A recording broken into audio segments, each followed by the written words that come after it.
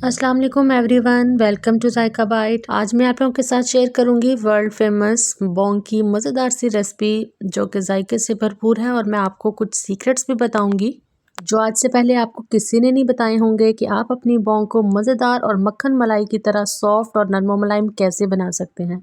मैं आपके साथ स्टेप बाय स्टेप सारी बातें शेयर करूंगी। आपने वीडियो को स्किप नहीं करना, पूरा देखना है ताकि कोई भी चीज़ आपसे मिस ना हो जाए। रेसिपी बहुत ही आसान है बनाना, तो चलें शुरू करते हैं। यहाँ मैंने बड़े साइज़ का एक प्याज ले लिया है, एक गुट्टी लहसुन की ली है मैंने, और यहाँ पे थोड़ा सा अदरक ले लिया है, और यहाँ पे एक बड़े साइज़ का टमाटर मैंने लिया था, स्किन को रिमूव करके काट लिया। अब इन सब चीज़ों का पेस्ट बना लेंगे।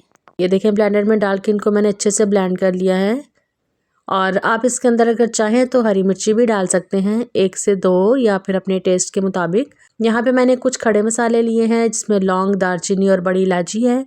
और ये मेरे पास है बोंग। बोंग की हड्डियाँ हैं और एक बड़ी नली है बोंग की, और साथ में मैंने कुछ गोश्त लिया है जो मछली का है। ये देखें, ये बड़ी बड़ी सी 2 बोंग हैं और साथ में ये बोंग की हड्डियाँ हैं। इससे हमारी यखनी बहुत ही मज़े की और ज़बरदस्त सी बनेगी। और ये साथ मैंने कुछ गोश्त लिया है थोड़ा सा। यहाँ पे मैंने बोंग बिल्कुल थोड़ी सी बनाई थी, ज़्यादा नहीं बनाई थी। अगर आप क्वांटिटी में ज़्यादा बना रहे हैं तो साथ में आप मछली का जो गोश्त होता है वो आप बड़े बड़े पीसेस में डालिएगा, इससे बहुत अच्छा बनेगा आपका सालन। ठीक है, अब मैंने यहाँ पे प्रेशर लिया है, उसको हम प्री हीट करेंगे। इसके अंदर मैंने घी डाला है, आप ऑयल भी ले सकते हैं। जब घी हमारा अच्छे से गर्म हो जाए तो फिर हम इसके अंदर लहसुन, अदरक और टमाटर वगैरह की जो पेस्ट बना के रखी थी वो डाल देंगे और इसको अच्छी तरह से भूनेंगे ताकि इसका कच्चापन ख़त्म हो जाए और मसाले से ऑयल जो है वो सेपरेट हो जाए। ठीक है, तकरीबन 3-4 मिनट लगेंगे आपको इसको फ्राई करते हुए, भूनते हुए।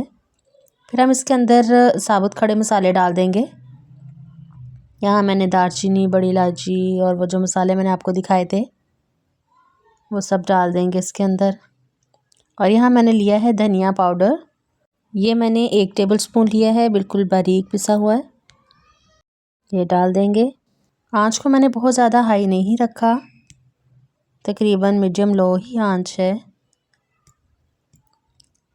अच्छे से भूनेंगे मसाले को। देखिए ऑयल जो है वो सेपरेट हो गया। अब यहाँ मैं इसके अंदर डाल रही हूँ गरम मसाला पाउडर 1 टीस्पून। अच्छे से मिक्स करेंगे। कुछ मसाले हम एंड पे भी डालेंगे, आपने वीडियो को पूरा देखना है, स्किप नहीं करना। सिंपल से घर के मसालों के साथ ही हम बोंग का सालन इतना मज़ेदार बना लेंगे कि आप यकीन नहीं कर पाएंगे, और आप एक दफ़ा इसको ज़रूर ट्राई कीजिएगा। यहाँ पर मैंने इसके अंदर हस्ब ज़रूरत नमक डाल दिया है, थोड़ी सी इसके अंदर हमने डाली है हल्दी, तकरीबन ½ टीस्पून। हमारे इस बोंग के सालन में एक चीज़ बहुत अहम है जो नेक्स्ट अब मैं डालूँगी, वो सबसे इम्पॉर्टेंट चीज़ है, और वो है काली मिर्च का पाउडर। ठीक है, ब्लैक पेपर पाउडर। इसको हम बोंग के सालन को सिर्फ काली मिर्च के साथ ही बनाएंगे, इसके अंदर हम रेड चिली पाउडर नहीं डालेंगे। ठीक है, और ये ब्लैक पेपर पाउडर के साथ ही आपकी ये बोंग इतनी टेस्टी बनेगी कि इसका एक अलग ही टेस्ट आपको मिलेगा। आँच को मैंने इसलिए स्लो रखा था ताकि स्पाइसेस डालते डालते मसाला जल ना जाए। और अब हम आँच को थोड़ा सा तेज़ कर लेंगे और मसाला अच्छे से भुन गया, इसके अंदर हम बोंग को डालेंगे और इसको थोड़ी देर के लिए ज़बरदस्त सा भून लेंगे। अच्छा, यहाँ पे एक और ज़रूरी बात यह है कि अगर आप लहसुन, अदरक, टमाटर, हरी मिर्ची इन सब का पेस्ट बना के नहीं डालना चाहते ना, तो फिर आप प्याज को पहले बारीक बारीक सा चॉप कर लें, बिल्कुल बारीक बारीक सा। फिर उसको ऑयल में डालकर हल्का सा गोल्डन ब्राउन कलर आने तक फ्राई कर लें। फिर आप इसके अंदर लहसुन और अदरक का पेस्ट डाल लें, और फिर जब लहसुन अदरक भी अच्छे से भून जाए, इसका कच्चापन दूर हो जाए, तो फिर टमाटर का पेस्ट डालकर उसको थोड़ी देर के लिए भूनकर और बाकी के स्पाइसेस डालकर बोंग को डाल सकते हैं। इस तरह से भी आपका टेस्ट में बिल्कुल भी फ़र्क नहीं आएगा। ठीक है, अब हम यहाँ पर बोंग को 3-4 मिनट के लिए भूनेंगे और फिर इसके अंदर हम अपनी ज़रूरत के मुताबिक पानी डाल देंगे।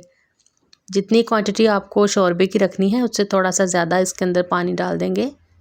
यहाँ पर बोंग जो है वो अच्छे से भुन गई थी। अब मैं इसके अंदर पानी डाल दूँगी तकरीबन 3 से 4 ग्लास, और इसको हम प्रेशर लगा देंगे तकरीबन 1 घंटे के लिए। ठीक है, यहाँ पे मैंने 1 घंटे के लिए प्रेशर लगा दिया, आप अपने हिसाब से लगा लीजिएगा। यहाँ पर हमारा शोरबा ऑलमोस्ट डन है। अब मैं यहाँ पे हल्की आंच पे थोड़ी देर के लिए इसको रखूँगी, 2-3 मिनट के लिए, और लास्ट पे मैं इसके ऊपर डालूँगी गरम मसाला पाउडर। ये देखिए मुझे बिल्कुल ऐसी ही क्वांटिटी चाहिए थी शोरबे की। और अगर आपको लगे कि शोरबा जो है वो आपका ज़्यादा पतला है, आप इसको थिक करना चाहते हैं, तो फिर आंच को थोड़ी देर के लिए आप हाई करके तो इसको शोरबे को खुश्क कर सकते हैं। ठीक है, मैंने बिल्कुल हल्की आंच पर 2-3 मिनट के लिए रख कर गरम मसाला डाल दिया था। अब मैं इसको डिश आउट करती हूँ और आपको दिखाती हूँ कि कैसा लग रहा है। गरम मसाला लास्ट में ज़रूर डालिएगा, इससे बहुत प्यारी खुशबू आती है और टेस्ट भी बहुत अच्छा बनता है। अगर वीडियो अच्छी लगे तो वीडियो को लाइक कर दीजिएगा, और मज़ीद इसी तरह की सिंपल, इजी और जायके से भरपूर रेसिपीज़ देखने के लिए हमारे चैनल जायका बाइट को सब्सक्राइब कीजिए। साथ में जो बेल का आइकन है वो प्रेस करना मत भूलिएगा। अब मैं इसको डिश आउट करती हूँ और आपको दिखाती हूँ कि इसकी लुक कैसी लग रही है।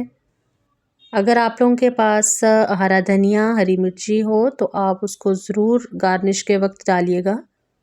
मेरे पास नहीं थी तो मैंने गार्निश करते हुए हरी मिर्ची, धनिया नहीं डाला। तो देखा आपने, हमने बिल्कुल सिंपल से मसालों के साथ झटपट पोंक का मज़ेदार सा सालन बनाकर तैयार कर लिया है। मुझे उम्मीद है कि आपको इतना सिंपल तरीका पहले कभी किसी ने नहीं बताया होगा। इस रेसिपी को ज़रूर ट्राई कीजिएगा और मुझे कमेंट बॉक्स में बताइएगा कि आपको कैसी लगी ये रेसिपी। इसी तरह की मज़ेदार और सिंपल रेसिपी के साथ दोबारा मिलेंगे, तब तक के लिए अल्लाह निगहबान।